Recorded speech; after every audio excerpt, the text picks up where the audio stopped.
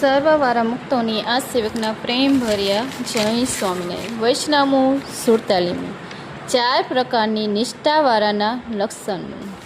સ્વામિનારાયણ હરે, સ્વામિનારાયણ હરે. સંવત 1877ના માસ સુધી દ્વાદશને દિવસે સવારના પહોરમાં સ્વામી શ્રી સહેજાનંદ મહારાજ શ્રી ગઢડા મધ્યે દાદા ખાચરના દરબારમાં શ્રી વાસુદેવ નારાયણના મંદિરની આગળ લીમડાના વૃક્ષની હેઠે ઓટા મધ્યે ઢોલિયા ઉપર બિરાજમાન હતા અને સર્વ શ્વેત વસ્ત્ર ધારણ કર્યા હતા અને પોતાના મુખારવિંદની આગળ મોટી તથા દેશ દેશની હરિભક્તની સભા ભરાઈને બેઠી હતી.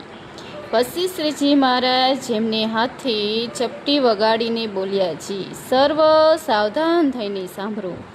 એક વાત કરીએ છીએ તે વાત તો સ્થૂળ છે, પણ સુધી સુરત દઈને સાંભળશો તો જ સમજાશે, નહીં તો નહીં સમજાય. પછી સર્વ હરિભક્તોએ કર્યું છે. હે મહારાજ કહો. પછી શ્રીજી મહારાજ બોલ્યા છે, પરમેશ્વરના ભક્ત હોય તેમાં કોઈને ભક્તિ નિષ્ઠા પ્રધાન હોય ને કોઈને સ્વરૂપ નિષ્ઠા પ્રધાન હોય ને કોઈને આત્મનિષ્ઠા પ્રધાન હોય ને કોઈને ત્યાગ નિષ્ઠા પ્રધાન હોય. ગૌણપણે તો તે સર્વ અંગ સર્વ હરિભક્તમાં હોય. મહારાજે બધાના પ્રધાન અલગ અલગ અહીંયા કહ્યા છે. હવે સાંભળો મુક્તો. હવે જેને ભક્તિ નિષ્ઠા પ્રધાન હોય તેને તો ભગવાનને થાળ ધરવાવા અને ભગવાનના મંદિરમાં ગાન કરવી અને ભગવાનના કથા કીર્તન કરવા તથા સદની સેવા ચાકરી કરવી, એવી રીતે ભક્તિ કર્યા વિના કહેવાય નહીં. તેને ભક્તિ નિષ્ઠા જાણવી. ભક્તિ નિષ્ઠાના મહારાજે કહ્યું, હવે જે ભગવાન સ્વરૂપમાં વૃત્તિ રાખતા થકા કથા કીર્તન અથવા સેવા ચાકરી થાય તેટલી ખરે, પણ પોતાને ભગવાનના સ્વરૂપમાં વૃત્તિ રાખવી તેમાં વિક્ષેપ થાય તે ખમી શકે નહીં. એવી રીતનો જેનો સ્વભાવ હોય તેને સ્વરૂપ નિષ્ઠા જાણવી. મહારાજે અહીં સ્વરૂપ નિષ્ઠા વિશે જણાવ્યું. હવે મહારાજ શું જણાવે છે ધ્યાનથી સાંભળજો મુક્તો. અને જે આત્મા રૂપે વર્તે તે આત્માના સ્વરૂપને જે મોઢે કરીને પ્રતિપાદન કરે અને જે ગ્રંથમાં આત્માનું પ્રતિપાદન હોય તે ગ્રંથ તેને સારા લાગે. એવી રીતના જે ભક્ત હોય તેને આત્મનિષ્ઠા જાણવી. જો આત્મનિષ્ઠા વિશે જણાવ્યું. હવે શું જણાવે છે ધ્યાન દઈને સાંભળજો.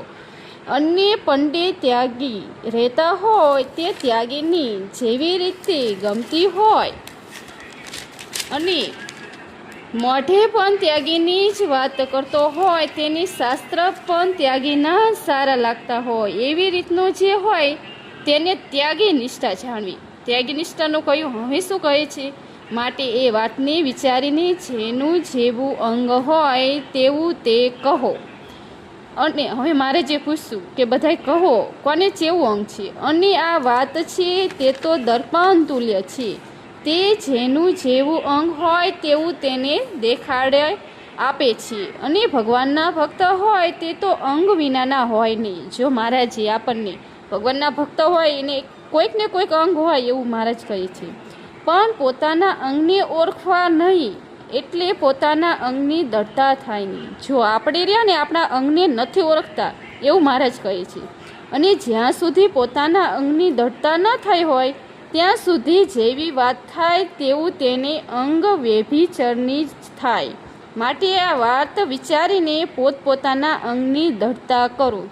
મહારાજે અહીં અંગની દઢતા કરવાનું કહ્યું. જેનું જેવું અંગ હોય તે તેમ બોલે. પછી હરિભક્તોએ સર્વ જેવું જેવું અંગ હતું તેવી રીતે બોલ્યા.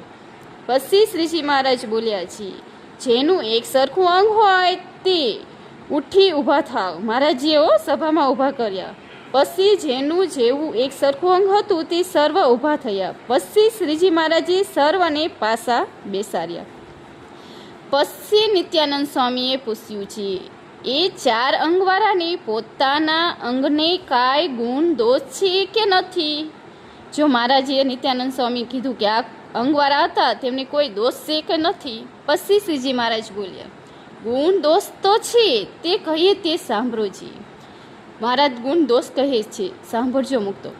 ભક્તિ નિષ્ઠાવાળો છે હોય તે તો જેમ પરમેશ્વર કહે તેમ કરે. જેમ શ્રી કૃષ્ણ ભગવાનને અર્જુને કહ્યું એવી રીતે જે વર્તે તે ભક્તિવાળાને વિશે ગુણ છે. અને શાસ્ત્રની સાંખ્ય લેવા જાય એટલા એને વિશે દોષ છે.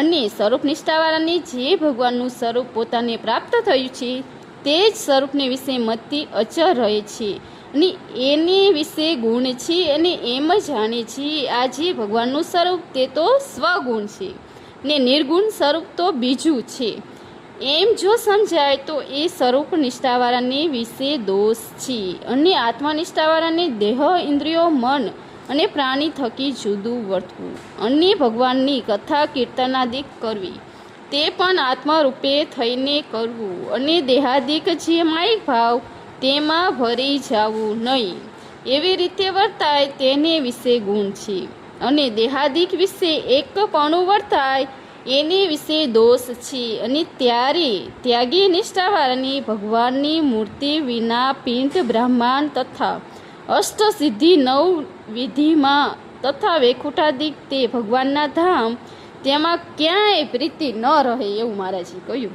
અને એવી વિશે ગુણ છે અને એક ભગવાન વિના બીજાને વિશે લેશ માત્ર પ્રીતિ રહે ને એને વિશે દોષ છે અને એ 4 પ્રકારની જે નિષ્ઠા તેનું ફળ એ છે જે ભગવાનની વિશે દઢ પ્રીતિ થાય અને ભગવાન વિના બીજું જે માયિક પદાર્થ માત્ર તે તુચ્છ જણાય એનું ફળ છે. પછી પાછું મુક્તાનંદ સ્વામીએ પૂછ્યું એ 4 નિષ્ઠાવાળા વિશે કોઈ અધિક ન્યૂન છે તે એક 4 તુલ્ય છે. પછી શ્રીજી મહારાજ બોલ્યા જ્યાં સુધી એક નિષ્ઠાને વિશે વર્તાય હોય ત્યાં સુધી તો એ 4 સરખા છે અને જ્યારે એ 4 નિષ્ઠાવાળો એકની વિશે વર્તે ત્યારે તે સર્વથી અધિક છે. જ્યારે એ 4 નિષ્ઠા એકની વિશે વર્તે ત્યારે તેને પરમ ભાગવત કહે અને એને એકાંતિક ભક્ત કહે. તો આપણે મહારાજે શું કહ્યું એ 2 જોઈ લેવી. પહેલું મહારાજે એમ કહ્યું ધર્મનિષ્ઠા આત્મનિષ્ઠા વૈરાગ્યનિષ્ઠા અને ભક્તિ નિષ્ઠા એમ 4 એ 4 પ્રકારની નિષ્ઠાવાળાના લક્ષણ કહ્યા મહારાજે આમાં. અને બીજું શું કહ્યું જ્યારે આ 4 નિષ્ઠા એક ભક્તિમાં આવી જાય ત્યારે તે પરમ ભાગવત એકાંતિક ભક્ત કયા. ઇતિ વૈષ્ણવ ગઢડા પ્રથમનું 47મું પૂરું થયું. સહજાનંદ સ્વામી મહારાજની જય સ્વામિનારાયણ. લાઈક શેર और સબસ્ક્રાઈબ. Thank you.